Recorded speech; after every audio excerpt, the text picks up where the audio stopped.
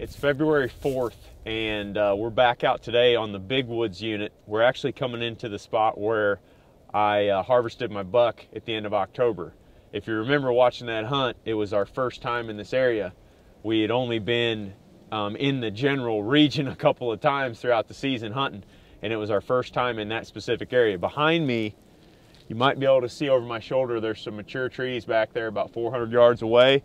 And that's right where we killed the deer. So right now, Zach and I are working our way across this big swamp, and there's actually a pretty good transition line. What is this in here? There's basically a levee that runs right through the middle of this marsh. It's raised up and it's separating, just some CRP type grass to a little bit wetter on the other side where there's some standing water. And it's all just maple, and there's some thorn trees and stuff back in here, locust.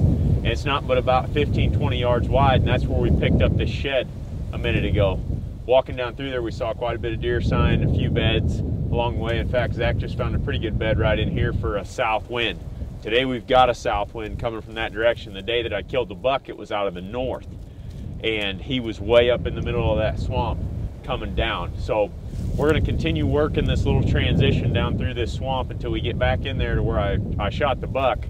Then we're going to take you up in there and try to find out where he was living at this year. I want to stop real quick and show you that transition that we're talking about. As you can see over my shoulder here, Drake will pan and show you, there's a real thin strip of hickory and maple trees that go down through there.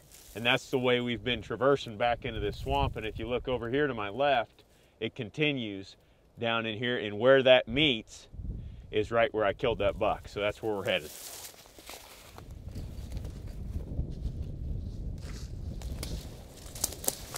Right here it is. You can see this area.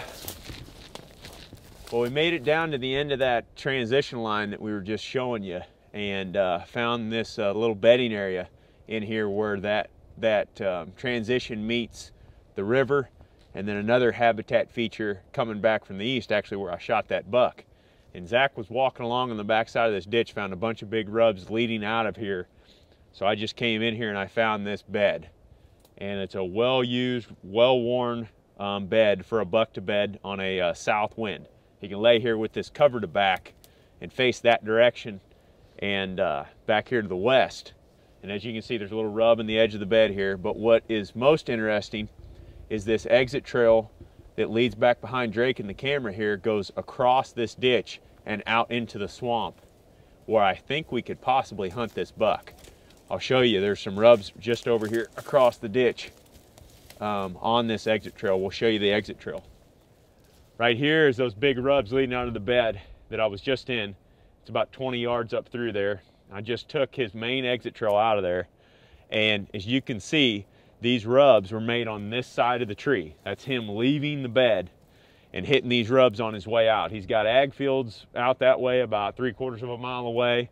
He's got doe bedding that way. He's got doe bedding this way, and hardwood timber with acorns and other browse and stuff that direction.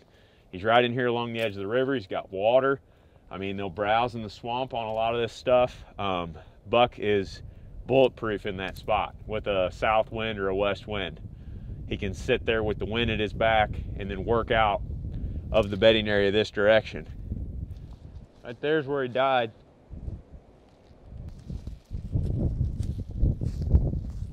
Well, we finally made it back down here to where I killed the buck. This is actually where he died, and the tree that I shot him out of is about 80 yards up this little dike. And as you remember from the footage, he was coming out of there in the morning at 8:15, headed to the south. It was a north wind that day, and I suspect that a lot of those bucks are bedding back in there along the edge of this, but we're going to go in there right now and find out. It is interesting to note, though, that on our way in, along a similar transition running east to west, this one's running north and south, we found some beds and some pretty good buck sign about 200 yards from here. So it's very possible that buck was just coming back to bed late that morning and headed over here to either check some doe bedding or bed up himself along the edge of this river. Be interesting to see what we find back here along the edge of this dike.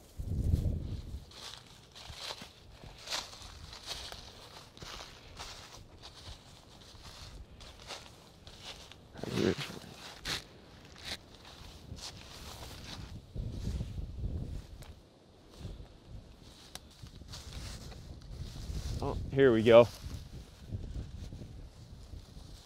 Yep, right here. Well, we made it about 150 yards from where I killed that deer, and sure enough, there's a perfect bed right here for a buck to be bedded up against this thick cover on a north wind.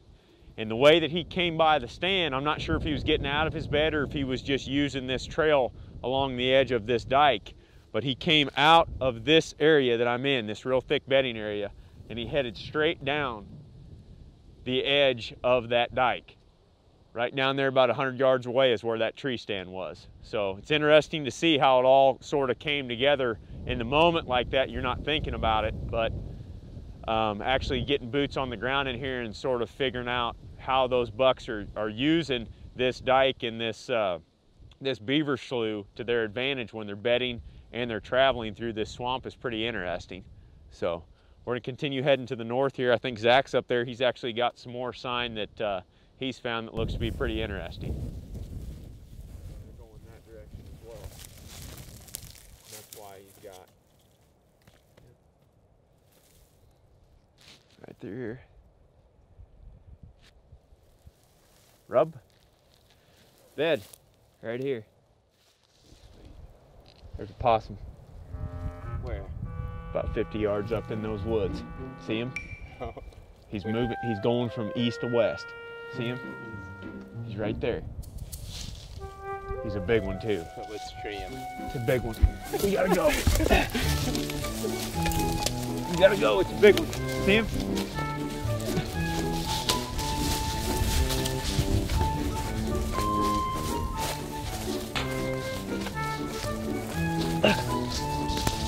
There he is.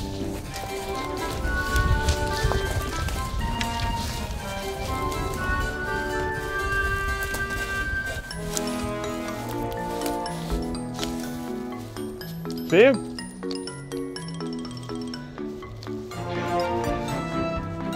Possum wins. Warbin Zach 0, Possum 1.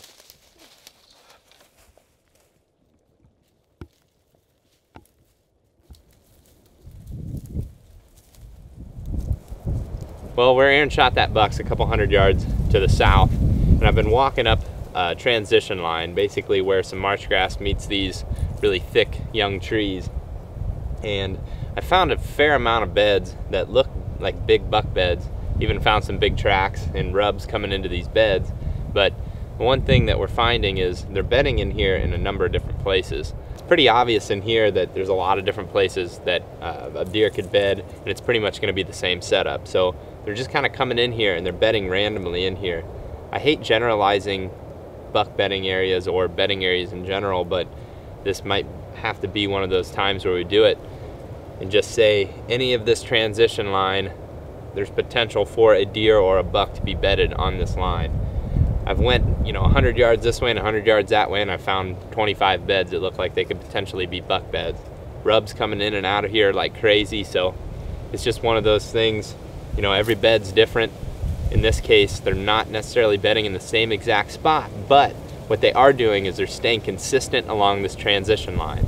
If they see anything coming from the lower grass in front of them or hear anything, they can just bounce right back into this thick stuff and you never even know that they were there. So they've got a lot of things at their advantage, but there's not one specific spot that is better than the others. So they're just kind of bedding wherever they decide to that day is what it seems like in here. But we're gonna keep going along this edge and see if we can't find some more.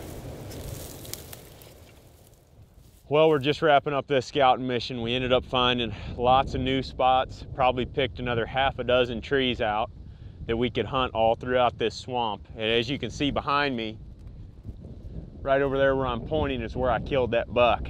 You can see where that transition is along the edge of the swamp down there leading up to that big timber. And right there where that timber came down and met the swamp, right on that little point right there, there's some willows over there that I can see that I've got marked. Right there's where I killed him at. So he was living in the middle of this swamp most of the year, browsing in there. I mean, the closest ag field to him is nearly a mile away, and we found corn in his stomach. So he's obviously getting out there at some point during the night and feeding in that cornfield, but he's living in the middle of that swamp back there. We found lots of good sign, several new sets of mature buck tracks all through there, big rubs, beds, bedding areas. Looked great. It's an awesome spot for mature buck to live. And like I mentioned before, this is about a 6,000 acre chunk of public, and we're only scouting probably about 50, 60 acres of it down through this swamp. I mean, the swamp's pretty good size, but we're only targeting the areas in there where there's these waterways that the beavers have made, or these changes in habitat, changes in terrain within the swamp, like those little willow points, those cottonwood draws. Anywhere where there's a transition line of mature timber that we could get a stand in, that's kind of what we're concentrating on. It may only be a few yards wide with only a few trees in it, but that's where we're finding most of the sign, and that's probably where we're going to target our efforts going into to next fall. So productive mission, found a shed, hopefully find a few more. We're still several miles from the car, so we better get to it before it gets dark.